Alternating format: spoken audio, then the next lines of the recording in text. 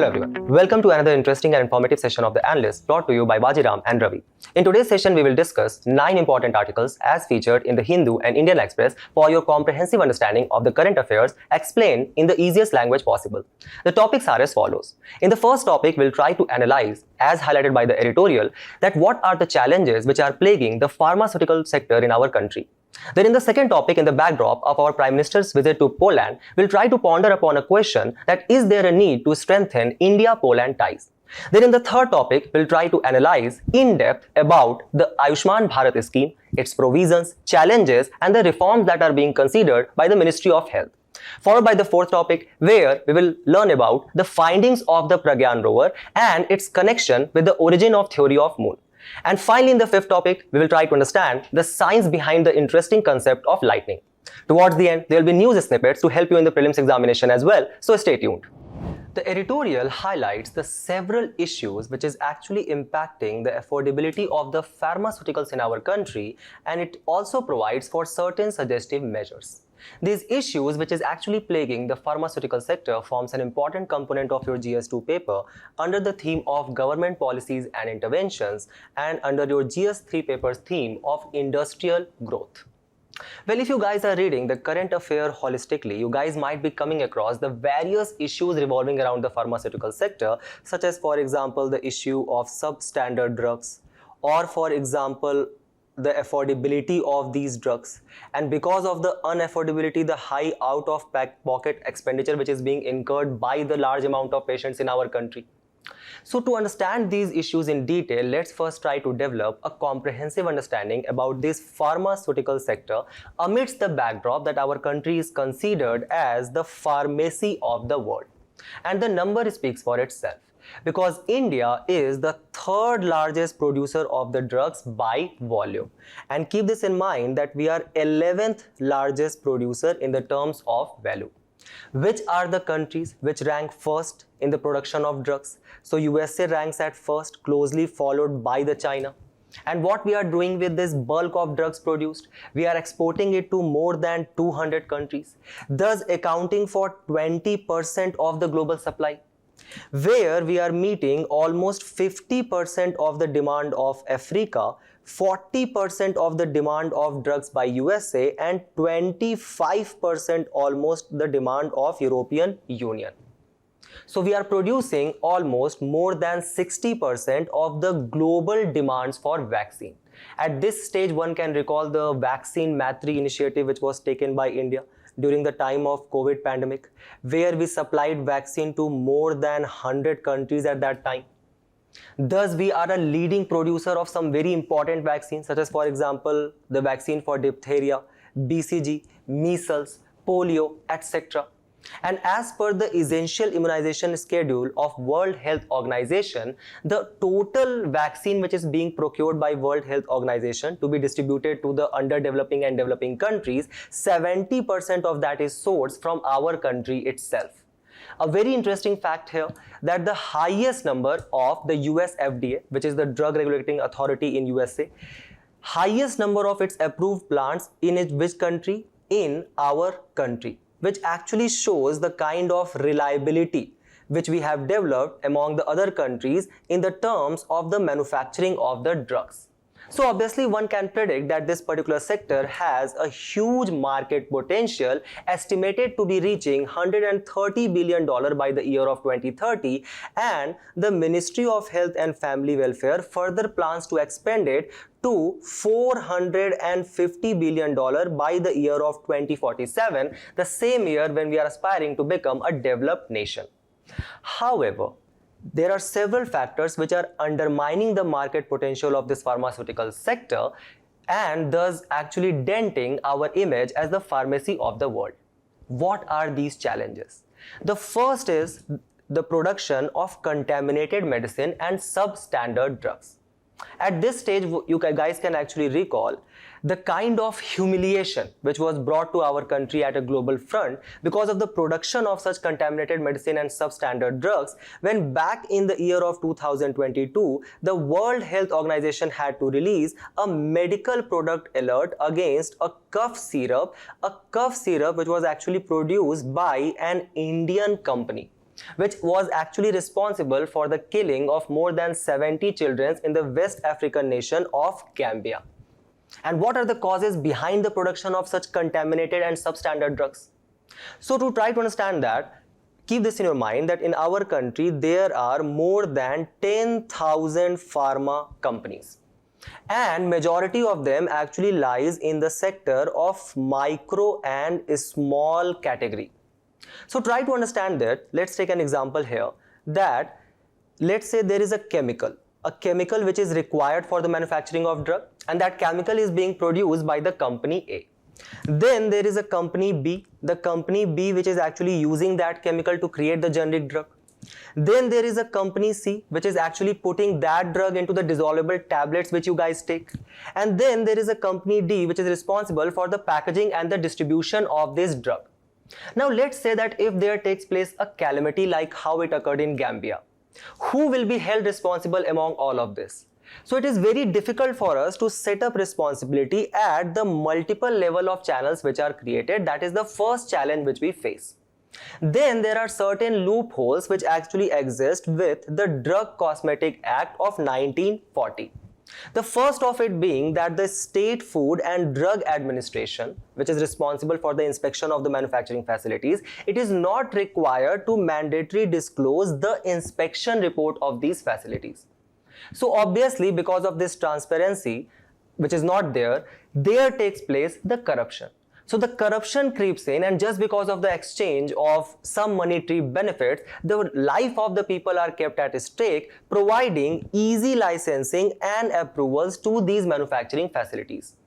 Then there are two challenges which exist with the implementation of the Drug and Cosmetic Act of 1940. The first challenge is the shortage of the drug inspectors. So for example, the Act of 1940 states that there shall be one drug inspector per 50 manufacturing facilities and per 200 pharmacists. However, if you look at the real number, there are around one drug inspector per 200 manufacturing facility in most of the states. At the same time, there is a huge shortage which exists. For example, in the state of Karnataka, there is shortage of 50% of drug inspectors, while in the state of Himachal Pradesh, there is almost 27% of shortage of drug inspectors, and this data has been actually released in a report published in the Hindu. Then there is a provision under the Act which states that if these manufacturing facilities are not following the good manufacturing practices or GMP law which has been led by the World Health Organization, then there is a provision for stringent penalty up to life imprisonment. But what happens at the ground reality? Let's have a look at that. So just look at the number of Telangana. Look at the number of inspections which were done. Look at the companies which were actually found to be non-compliant. Almost 3,853. And how many of them were prosecuted? Zero, right? And just look at the low compliant or prosecution numbers with lies in most of the state. And this data has been actually produced by the Drug Regulation in India, a report which was released by CDSCO itself. Then there are certain other issues, such as, for example, the issue of dual regulation. So for example, the provision or the power to provide license to any company which is actually manufacturing the drugs which will actually be held for the export to the other countries, this licensing regulation lies with the state government. However, the whole subject of export of goods as well as services, that lies in the central domain. So we can actually predict that there lies a whole web of organizations working in this area, such as, for example, CDSCO, the officials of Ministry of Health, or for example the State Health Agency. And when there is going to be take place any particular calamity, such as for example it took place in Gambia, what will happen? They will start passing the bucket of blame from one organization to another.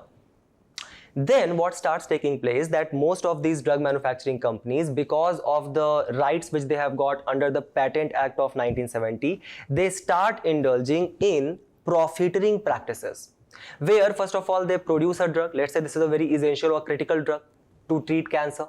Now what they will do, they will take the patent of that, and now because they have kind of established the monopoly in the market, they will start putting up high cost of such critical drugs. So for example, just look at the data here, which was actually provided by the World Health Organization to us. It states that the lowest available prices in the Indian market were actually greater than the estimated generic prices for 40% of the essential medicines in India. And what does this transpires to? So that leads to huge out-of-pocket expenditure. And according to World Health Organizations, almost globally 100 million people fall into the poverty bracket every year because of this high out-of-pocket expenditure on the health sector. Another issue is obviously the selling of unapproved drugs. So there are many drugs which has not been actually approved by the CDSU, but still these companies, they start selling these drugs to obviously for make much more profit. Then there are violation of the intellectual property rights, where many of the Indian companies has actually held liable for the counterfeiting of the foreign products without taking the permission or taking the patent rights. For example, there is a case of Rocher versus Cipla, which took place in 2014. So this Swiss company Rocher actually held Cipla company responsible for counterfeiting their product, and Supreme Court actually held in the favor of Rocher. So Cipla had to pay a huge hefty penalty to Rocher. Then there is the issue of heavy import dependence which we have on other countries, specifically our dear neighbor China, for active pharmaceutical ingredients. What are active pharmaceutical ingredients? They are basically the main raw material or the main chemical which actually provides for the therapeutic exercises in your medicine. And how much reliant we are on China? So India imports around 80 to 85% of its active pharmaceutical ingredients from China, and most of the Indian companies are importing from China because it has got lower cost. And this API accounts for almost 10% of our India's almost closing to 80,000 crore market. So we have a huge dependence on API on other countries as well. And this import dependence has been actually highlighted in today's editorial as well, where it states that the certain steps which has been taken by the government of India recently to meet the domestic requirement through the import can actually have a chilling effect on the domestic industry. What are these steps taken by India? So let's have a look at them one by one. The first was from the Department of Expenditure order, which actually permitted the Ministry of Health to procure 120 medicines through global tenders. Many of these medicines are actually critical drugs to treat, let's say, for example, diabetes or cancer. And almost 40 out of these 120 medicines has been said that it will be procured by one specific brand itself. Keep this in mind that in most of these 120 medicines, there is already a kind of a monopoly of the foreign companies in our domestic market. When we are saying that we are going to procure 40 out of 120 from a specific foreign brand, thus we are further enhancing the monopoly of the foreign brands in our market. Then in the budget, we took a step. The step was to remove 10 to 12% custom duty on 3 cancer medicines which are marketed by AstraZeneca. The idea was that the government was actually trying to curb down the out-of-pocket expenditure. But the article states that these cancer medicines, they are already so expensive that even reducing 10 to 12% custom duty will just reduce its prices, like a very low share of it will actually reduce, and thus it will have very less benefit to the larger public. Then these steps which has been taken by the government that can actually reinforce 2 entry barriers which are faced by the domestic pharmaceutical companies. First is the product patent regime, which are held mostly by the foreign companies. The second is the market approval for the biotherapeutics. So is there any steps which has been taken by the government of India in this direction to boost the pharmaceutical sector? Yes, obviously, first of all, we are trying to actually boost the domestic manufacturing capacity.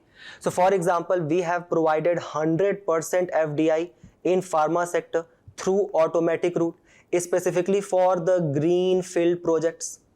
Then we have also launched the production linked incentive scheme for pharma sector to just boost the domestic manufacturing, where the scheme will promote the indigenous manufacturing of complex generics, biosimilars and high value added medicines as well. And the government will provide incentive of 5 to 10% to the eligible manufacturers for their sales. We are also planning to introduce this PLI scheme for the makers of at least 53 critical active pharmaceutical ingredients to just curb down our import dependence on China. At the same time, we are also putting impetus on the promotion of research and development. So for example, the National Institute for Pharma Education and Research, it is conducting advanced research in biopharma, repurposed drugs, etc. And now the government is actually trying to put a little bit of centralized regulation in this sector. So we can see that from the example of the March 2024, when the cancellation of 10 pharma companies was done by CDSCO. And the CDSCO also stated that now the pharma companies, they shall get non-objection certificate from home, from the zonal office of CDSCO and not from the state health agencies. The article today also provides certain steps which shall be taken specifically in the direction of the patent regime. So it states that the section 83 of the Indian Patent Act of 1970, it actually encouraged the inventions. And it states that if these inventions which are being done anywhere, even globally, they shall be worked in India on commercial scale without any delay. And the benefit of these patents shall be available to the larger public at an affordable price. So the Patent Act provides that if the benefit of such patent is not being available to the public at an affordable price, then the government can intervene and can provide for compulsory licensing to the domestic manufacturing facilities. At the same time, the Section 100 of the Indian Patent Act also provides for the government to grant a government use license, as it was also done in the time of COVID pandemic. So these are the steps which we can take in the direction of patent regime if the foreign companies is trying to exploit that thing. Also, many a times the student, they find it a bit difficult to frame the way forward. So here just look at the cautions which were raised by US FDA regarding to the pharmaceutical industry. Remember that if you remember the issues, you start providing suggestions for each of the issues, and that can become your way forward. So we will implement that exercise. So what we shall have a good written procedures for the manufacturing facilities. Then we shall actually create scientifically sound laboratory controls. Then we shall also establish written codes for sterile drugs. There is a need for skilling of the employees in this manufacturing sector. So these are the suggestions which can be implemented, and on this discussion, just try to solve this particular question. If possible, comment your answer in the comment box. We move forward to the next news. The Honorable Prime Minister's visit to Poland marks the first visit of Indian Prime Minister to Poland in the last 45 years, showcasing the increasing importance of India-Poland ties. So who was the last Prime Minister who visited Poland? He was Morarji Desai, who visited Poland in the year of 1979. And this India-Poland ties forms an important component of your GS2 paper under the theme of grouping and agreements, which involves India's interest. So let's first start from tracing India's historical connection with Poland. Poland as a country gained its independence in the year of 1918 after the end of World War I from the Austro-Hungary Empire or the Habsburg Empire. However, with the invasion of Poland by the Hitler's Germany on 1st of September 1939, there started another dark phase in the history of Poland with the advent of World War II. So during this time period of World War II itself, from 1942 to 1948, there were almost 6,000 Polish women and children who actually fled to India, and almost 1,000 of these people were actually provided refugee and sheltered by the Jam Sahib of Navanagar, or Ranjit Singh Ji, who was actually the prince of Navanagar estate. And his deeds are even remembered till today in the Poland. As you guys can see that they have created a square of good Maharaja in Warsaw, the Warsaw which is basically the capital of Poland. So the diplomatic relations between India and Poland, it was actually established in the year of 1954 with our country's first Prime Minister Jawaharlal Nehru visiting the Poland in the year of 1955. And thus our Ministry of External Affairs actually recognizes in its official statement that India and Poland, they actually share high level of political contact and economic engagement, because we have kind of close cultural ties and same perceptions regarding the opposition of neo-imperialism, colonialism as well as racism. Now keep this in mind that after the end of World War II, the Poland had become the part of the Eastern Bloc, or basically the Socialist Bloc, which was actually headed by the USSR, right? And this Eastern Bloc, which was created or formalized through the Warsaw Pact of 1955 to as a kind of counterbalance or counterfeit the North Atlantic Treaty Organization, which was formed in the year of 1949, and it was led by USA joining with its European allies. However, when it comes to the 1989, so remember that by that time there will be disintegration of USSR will be approaching. So Poland will declare itself as a democratic state. Now just to go in a bit of backdrop, in the initial years or the initial decades of our independence, we also had a kind of a socialist bent, and that is why we were actually trying to establish close connection with Poland at that time, and we had opened our first embassy in Poland in Warsaw in the year of 1957 itself. So when the disintegration of USSR was actually approaching, which took actually place in the year of 1991, the Poland declared itself as a democratic state in 1989. And thus the two democratic countries, they started establishing much more closer connection with the visits of head of states or the presidents with each other, and we started establishing various kind of trading agreements among us, especially after 2004 when the Poland, it became the part of European Union. So if we look at the strong ties which has been evolved over the years, we will just have a look at the important agreements which has been signed between India and Poland, and these agreements has been sourced from the website of Ministry of External Affairs. So in the year of 1957, we signed an agreement on cultural cooperation. Then we tried to enhance the cooperation in the field of science and technology, signing it in the year of 1993. In 1996, we signed an agreement to promote and protect the investments in each other countries. Then in 2003, we signed two important agreements with Poland. First, to combat organized crime and international terrorism, as well as extradition treaty. So let's say there is an economic offender who just flees our country and takes shelter in Poland. So with Poland we have got what? An extradition treaty, and thus the Poland will not shelter this economic offender. Then in the year of 2013, we signed an avoidance of double taxation agreement with Poland, and 2017, very recently, we have signed the cooperation in agriculture and allied sectors. Now a question arises that is there even a need for strong ties between India and Poland? So the issue is that we are so hell-bent or have a kind of a bias towards reading the politics of the Western European nations, as for example France and UK, that many a times we start ignoring the much more strategic for us, the Central and Eastern European countries, where Poland plays a very key important role, because remember, Poland is India's largest trading and investment partner in Central and Eastern European region. And if we look at the trade data which has been actually released by the Central Statistical Office of Poland, then the bilateral trade relations between India and Poland, which existed around $1.32 billion in 2010, it has increased by more than 200%, reaching $4.3 billion in the year of 2021. Also, you guys can understand from the graph given here that India has a positive balance of trade when it comes to Poland, with us exporting a lot of key materials to Poland, such as for example textile, base metals, chemicals, electric machinery, footwear and headgear. And at the same time, Poland is exporting to us, or we are importing from Poland, the electric machinery, the mineral products, plastic and rubber, various kind of chemicals, as well as transport equipments. Also, Poland plays a key role or a key position for India's investment. We have already invested around more than $3 billion in the regions of Poland. Many of the Indian companies are actually seeing a huge potential in Poland, and thus they are investing there.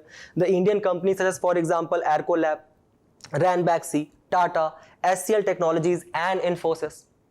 More importantly, it is actually the location of Poland which is actually very important for us, especially in the future geopolitics. The strategic location of Poland. So the Poland as a country, it shares boundary with various important Eastern European countries, as for example the Baltic states of Lithuania, the Belarus, the Ukraine, Slovakia, Kazakh Republic, as well as the central Germany. And just look at the distance which Warsaw has from Berlin, Prague, Vienna, Budapest. So just imagine that what if we are going to establish a good and services transit point here. Thus, it can act as a huge kind of port or kind of a transit corridor for us to export our goods in various important European nations. At the same time, Poland shares a huge boundary with Baltic Sea. From the same Baltic Sea where the international north-south transit corridor, of which India is also a part of, that is going to take place. So Poland has this very important strategic location which we can actually exploit for our benefits, but there lies certain challenges in our ties. First is obviously that when we are talking from the economic perspective, obviously these numbers which we were looking at, they were not some staggering numbers like the trade relations which we have with other European countries. So for example, this limited trade relations is showcased that out of the total export which we do, with Poland, the share is only 0.48% of the overall exports. So is the Poland has the kind of a same economic relations with other countries as well? Absolutely not. Because if we look at Poland and China's trade relations, it provides to us a completely different picture.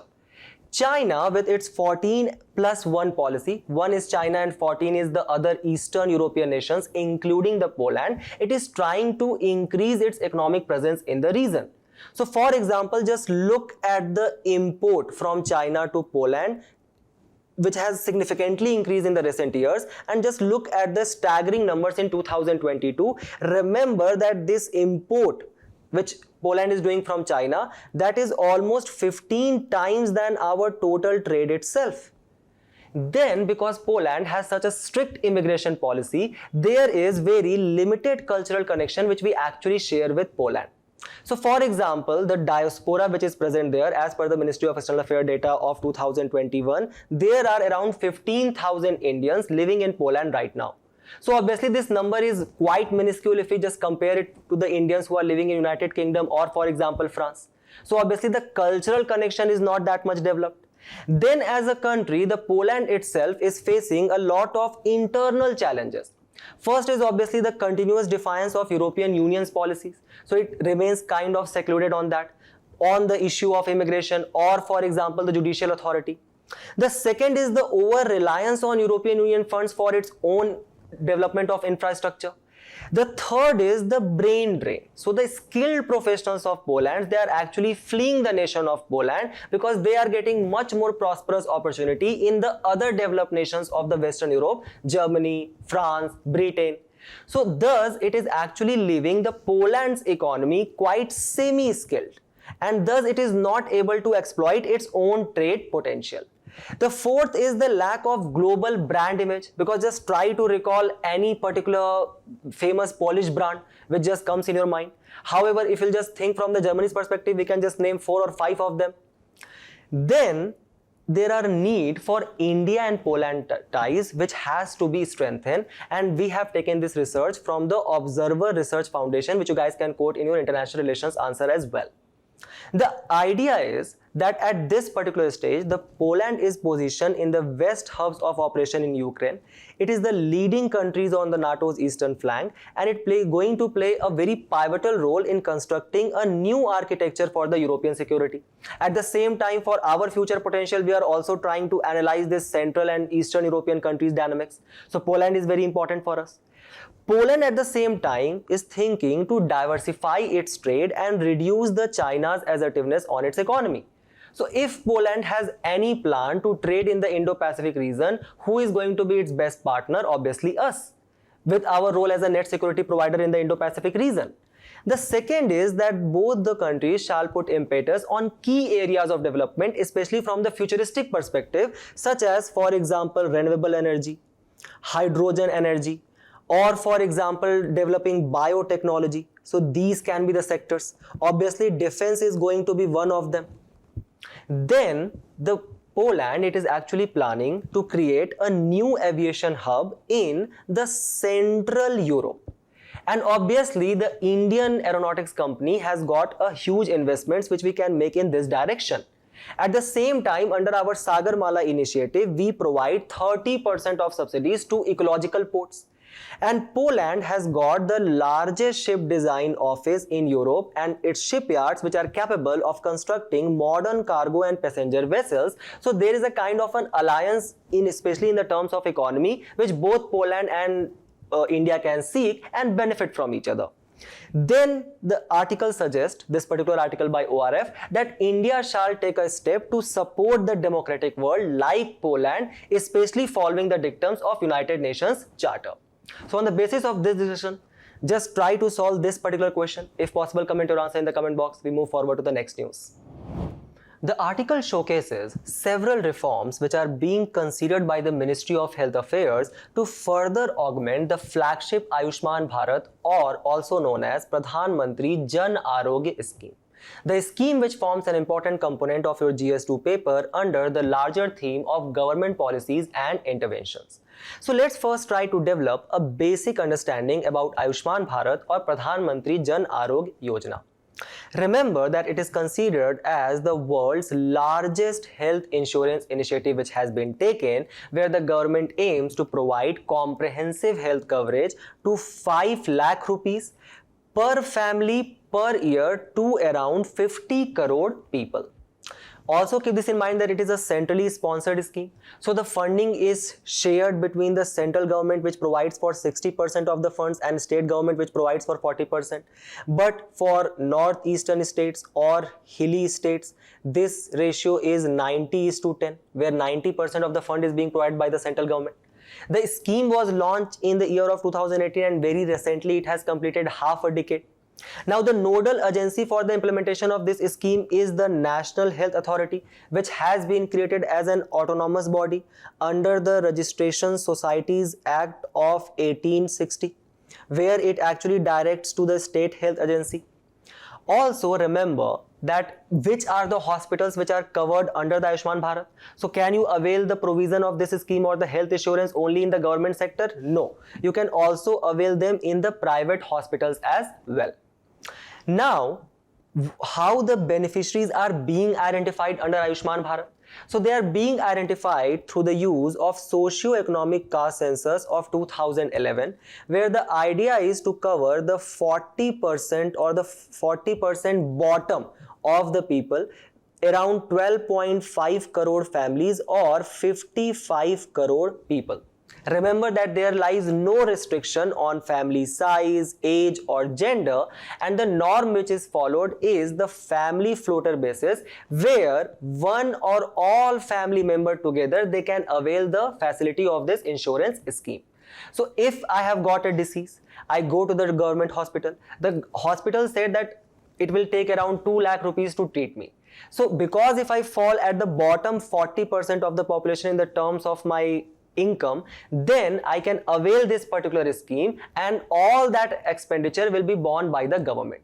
Only the cost of operation? No. So what are the cost or the expenses which are covered? The medical examination and consultation as well. Your pre-hospitalization up to 3 days.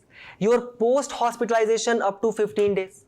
Even your intensive care, if you are admitted in ICU, that is also covered, as well as your medical implantation and any complication arising due to treatment. All these expenses are covered. Remember this from your prelims perspective. Now just have a brief overlook about the success of Pradhan Mantri Jan Arogya Yojana as the data was released by the Ministry of Health and Family Welfare in the year of 2023. The data was actually released on 1st of January 2024, highlighting the achievements of this particular scheme. So according to the data, there has been more than 30 crore plus Ayushman cards which has been created, and of this almost 49% registration is by women. Then more than 6 crore hospitals has been integrated, including your private and public hospitals. And because of the availment of this insurance, there has been saving of 1.25 lakh crore out of pocket expenditure by the people. The scheme, as the ministry says, it also puts impetus on Digital India initiative by creation of Ayushman app or Ayushman Bharat Digital Mission. Just look at the cumulative numbers of Ayushman cards in crore and their consistent increase from the year of 2018. And the highest number of cards has been released by the state of Uttar Pradesh, followed by Madhya Pradesh, Maharashtra and Gujarat. So just look at the numbers which lies in the crores in various states, providing health insurance benefits to a lot of people. However, there are certain issues which are surrounding the Pradhan Mantri Jan Arogya Yojana. So we have divided that into two broader categories. The first category is of fraud and abuse. The second is of systematic failure. The fraud and abuse side, we are going to look from the perspective of the Comptroller and Auditor General's performance audit report, which was tabled in the Lok Sabha on August 7, 2023, which actually noted the multiple cases of fraud activities which are being taken under the Ayushman Bharat. The first is about the treatment of patients which has been already declared dead. So what happens that, let's say a patient was brought to the hospital is impaneled under the Ayushman Bharat. Now the patient has died on the second day of treatment. But the hospital is actually going to keep it for a long period of 10 days so that it can create a fake bill and can put the claim of this money on the central government. The second is the curious case of this mobile number which you guys can see on your screen. Just imagine that how many individuals or the registration was done on this single number. As per the CAG report of 2023, 7.5 lakh registration was done on this very same mobile number itself. The third issue is that there are several private hospitals which have started performing the procedures which are actually reserved for the public hospitals. The fourth is the unrealistic size of family members in households, and all these are actually being identified by the CAG report. The second is of the systematic failure which has taken place. So the Ministry of Health Affairs itself says that it has got no single database for the private hospitals and in which particular district they are located. So what happens that, let's say I go to a government hospital and I require a specialized kind of surgery. The government hospital either does not have the facility or does not have the trained doctor. So now I have to go to a private hospital. First of all, I don't know which private hospital is impaneled in Ayushman Bharat scheme or not. So either I will go to a hospital which can just charge me a hefty amount, or what happens that many of time to get this claim amount by the government, these hospitals, even though they don't have got the speciality, they treat the patients, or they will treat or done my surgery through the use of quack or a fraudulent doctor, and that will further increase the complications.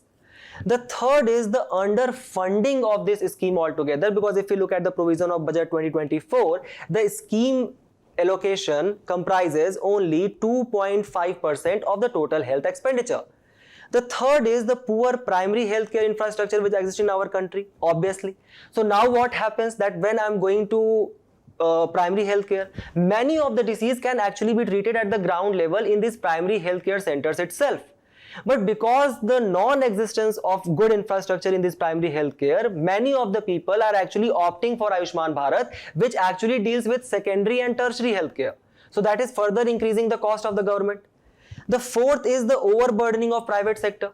So now there are almost 43% of the hospitals which are private hospitals impaneled in this scheme. The issue is that most of the people, there are 57% of the government hospitals as well. But obviously there is a kind of a public perception because of poor infrastructure in these public hospitals that there is a better treatment provided in these private hospitals. So most of the patients, they are going where? In the private hospitals. So that is overburdening the private infrastructure. Then when the private hospitals are asking the government that just pay my claim, there is a lot of delay which take place there. So because of these two compounded issues, there is a high denial rate by the private hospitals towards these Ayushman Bharat patients. That is why there are several reforms which are actually being considered by the Ministry of Health Affairs as highlighted in today's article. What are the reforms? First is to double the beneficiary base by 2030. So the government is saying that we shall now bring at least 100 crore people under the provision of this health insurance to, just give it the idea of universal health coverage. The second is that there shall be impetus on people who are aged 70 and above. The third is to increase the insurance coverage. So government is saying that from 5 lakh rupees, now we shall increase it to rupees 10 lakh. And at the same time, specifically for women, it shall be increased to 15 lakh rupees. Then the government is saying that there shall be addition of another 4 lakh private hospital beds, and it is going to further enhance the capacity of Jan Aushadhi gains by increasing their number from 10,000 to 25,000 Jan Aushadhi cranes. And for this purpose, the government has created a VK Paul committee. VK Paul is basically a member of Niti Aayog to address these reforms which are being considered and provide an innovative suggestion. Now, if there are certain suggestions which you guys can give from your personal experiences at the ground level, please comment in the comment box and try to attempt this question as well. We move forward to the next news. The article highlights the findings about the moon surface by the Pragyan rover, which further gives support to the giant impact theory related to the origin of moon. These findings of the Pragyan rover finds an important component of your GS3 paper under the theme of achievements of Indians in field of science and technology, and from your prelims perspective from the concept of space technology. To understand about Pragyan rover, let's first have a brief understanding about the Chandrayaan-3 mission. The Chandrayaan-3, which landed on 23rd August 2023, where it landed on the south pole of the moon, thus making our country the first country in the world who has achieved landing on the polar region of the moon, and at the same time India also became the fourth country in the world to establish landing on the moon surface after USA, Russia and China. Just to test your general knowledge a little bit here, can you guys name down the first mission which landed on the moon and specifically in which year? Now this Chandrayaan-3, it had got various kind of scientific tools, such as for example the solar panel, the landing skid and this Pragyan rover which you guys can see here.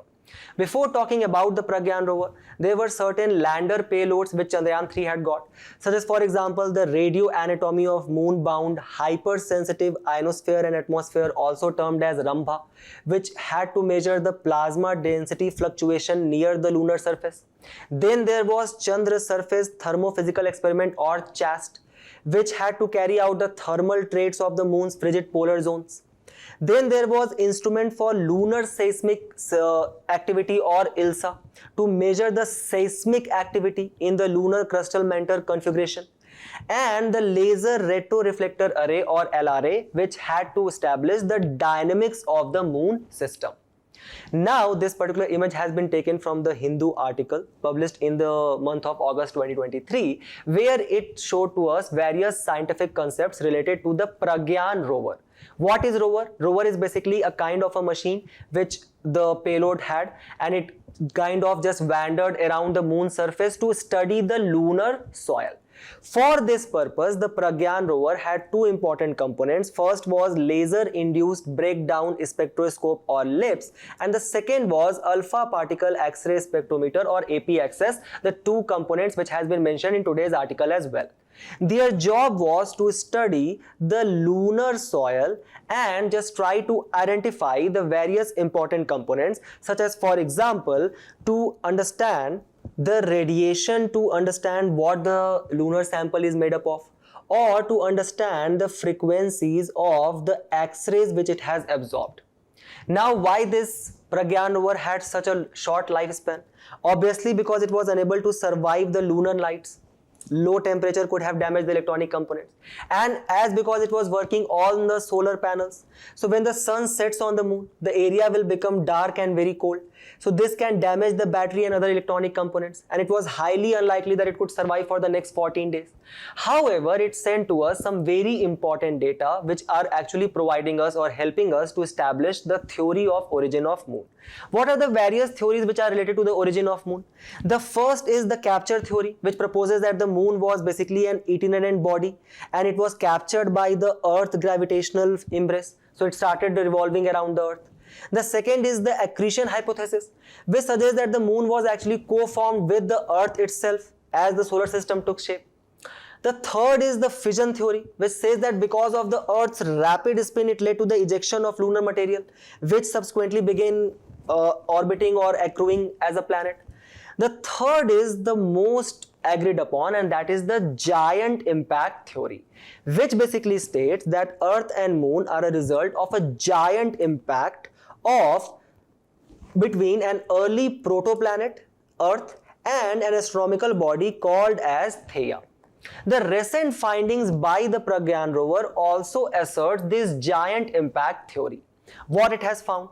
It has found the presence of a Pharaoh anorthosite rocks in the lunar soil, which depicts the remains of the ancient ocean of magma that blanketed the moon's surface around 4 billion years ago.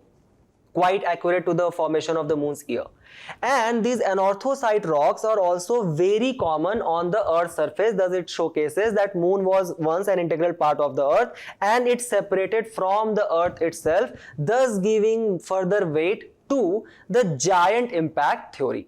So remember the Pragyan rover, remember this giant impact theory, and we move forward to the next news, where the article actually showcases to us interesting interplay between the concept of lightning and the Earth's magnetic field, which forms an important component of your prelims paper under the larger theme of geophysical phenomena. So first what we are going to do is we are trying to understand that how does this lightning actually strikes. What is lightning? Lightning is basically the discharge of electrons which take place either between the clouds or from the clouds to the Earth's surface. How does this lightning actually take place? So try to understand that let's say there is a particular surface and this surface is actually being heated by the insolation or the photons which are being released by the sun. Now because of this surface will warm up, and because of the warming of this, the air will become lighter and it will start rising up. Now when this air start rising, there is a lapse rate which take place. What is lapse rate? Lapse rate is basically the decline of temperature with the increase of altitude which take place in the troposphere. And what is the lapse rate? It is around 6.5 degrees Celsius per kilometer of rise. So every kilometer you will rise, the temperature will fall down by 6.5 degrees Celsius. So now as this air is going up, it is obvious that this air will start getting condensed because of the decreasing temperature.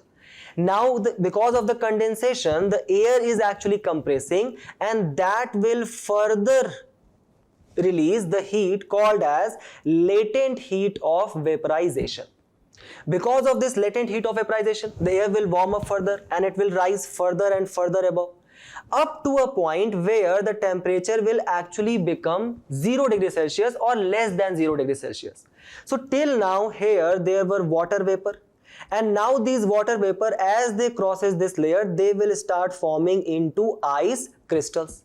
As they will go further and further above, they will start becoming heavier. So now what is happening that in this cloud there will form a layer where there are ice crystals who has become too heavy, so they will start falling down. At the same time there are lighter ice crystals which are still rising along with your water vapor. So there will take place obviously a kind of a collision among these two, and because of this collision there will release what? A kind of electrons. So there will be quite discharge of electrons which will take place between these two layers of the cloud.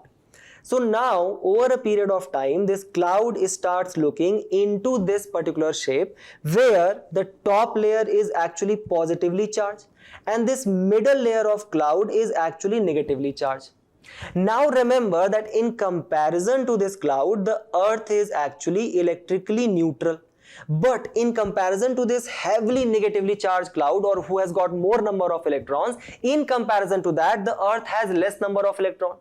So obviously there will be an electric flow now, a flow of current from the high amount of electrons to the low amount of electrons. So obviously the current will move towards the Earth, and that is exactly what when the lightning occurs. Now remember that even though the Earth is electrically neutral, the air is actually a bad conductor of electricity. So it is obvious that because air is the bad conductor between the cloud and Earth, the lightning which strikes, it will just look towards the shortest route possible to reach to the Earth's surface, and that is why it mostly strikes the tall objects such as for example trees or buildings, etc. So now when you have understood this concept of lightning, let's see what does today's article says. So article talks about the Van Allen radiation belt, or the magnetic belt which we have got around our earth, called as magnetosphere. The article states that when the lightning strikes, it releases the energy in the forms of electromagnetic waves. And the earth magnetic field, it actually guides these electricity or electric waves into the layer of the ionized gas which is above the atmosphere. And these electromagnetic waves, they travel along these magnetic field lines now at the speed of almost 1/10th of the speed of the light. And because of this, they are traveling along the magnetic field lines, these lightnings, and these lightnings, they have got a frequency, this electromagnetic waves, of around 2 to 20,000 hertz, which is within the hearing range of humans. And that is why we can hear what? We can hear a kind of a melody or kind of a whispering sound or the noises in the skies, right? So remember this interesting concept of lightning and electromagnetic waves, and we move forward to the next section of the news, where we are going to cover some very interesting news which can actually help you to excel in your prelims examination. So let's start with the first one, which talks about India claims data. What is this India claims data? So till the year of 2009, this was actually held as an academic exercise which was being financed by the central banking agency, that is RBI. However, from 2022, this database is actually being hosted by the Reserve Bank of India itself. What does this claims stand for? Claims stand for, K stands for capital, L for labor, E for energy, M for material, and S for services. And this particular database releases the data around these particular indicators to measure the industry level total factor productivity, and all of these are considered as the factor. So according to this data, why it has been featured in the news? Because according to it, in the year of 2020 to 2021, there were around 56.6 crore workers in our country. But by the year of 2023 to 2024, the number of workers has increased to 64.3 crore. Thus, as per this database, there has been addition of 8 crore jobs in the span of 3 years. Even if we look at the data provided by Economic Survey 2024, it claims to have been generated around 11 crore jobs, remember, from 2014 onwards, right? So there are certain issues obviously which exist with this data. The issues has been highlighted in today's article. The first major issue is that the RBI does not directly collect this data. The second is that to address the working population ratio, it relies on the PLFSS, worker population ratio. And this WPR is actually calculated on what? That how many workers are there to the total number of population. But the article says that the last official data which we have for the population is of census 2011. So obviously the data cannot be reliable.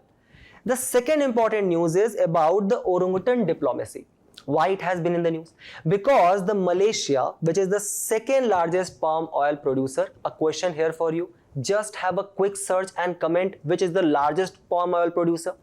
Now the second largest palm oil producer, which is Malaysia, it was trying to send this orangutan as the gift to palm oil purchasing countries, thus finding the kind of China's panda diplomacy, which they have actually withdrawn now because of the heavy criticism which they face from various wildlife protection bodies, including the WWF.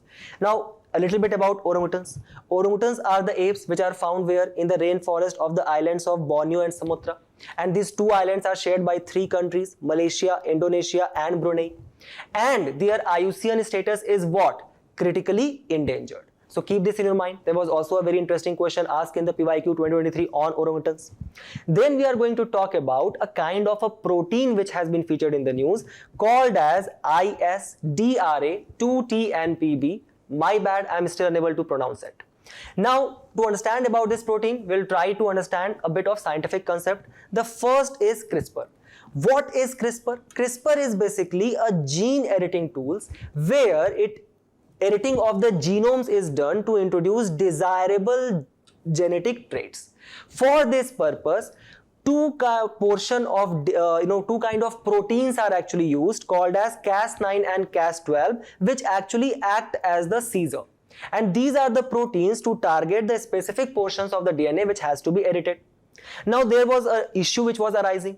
The issue was that this Cas9 and Cas12 protein they were too bulky for the plant cells to actually accommodate. So the kind of gene editing which was required in the plants, that was not being achieved. So the Indian Council of Agriculture Research, specifically the National Rice Research Institute, whose headquarters is in Cuttack, they did what? They introduced or researched about a plant genome editor consisting of a protein which is called as ISDRA2NPB. Why? Because it has got less than half the size and the weight of Cas9 and Cas12, thus it can be easily accommodated by the plant. So remember this concept, and you can also use it as an example in your biotechnology answers. The last news is about Article 163. What does it state? Article 163 states that there shall be a Council of Ministers at the head to aid and advise the governor in exercise of his functions, the constitutional functions, except insofar he is under the constitution required to exercise his functions in his discretion. So basically it said that whatever the governor is going to do, he has to take the advice and consideration of the Council of Ministers. But at the same time, there is a kind of constitutional discretion which you guys can see has been provided to the governor, but only in exceptional circumstances. A very interesting question for here to all of you is, just tell me that is such kind of constitutional discretion is also available for the president of our country. Now we are going to look towards certain important cases. The first is the Shamsher Singh case of 1974, where the Supreme Court held and what? It said that governors should exercise their constitutional powers only with the advice of minister, except in the exceptional situations. And then further, in the Nabbam Rabia case of 2015, the Supreme Court held that governor cannot cause the downfall of elected government as they have limited discretionary powers. All of this has been in the news because in the context of the Muda scam which has taken place in the state of Karnataka. So remember these important judgments. And with this, we have reached to the end of our discussion today. Do not forget to attempt the questions at the end of the video and test your knowledge. We will meet in a very interesting discussion very soon. Till then, all the very best for your preparation and thank you.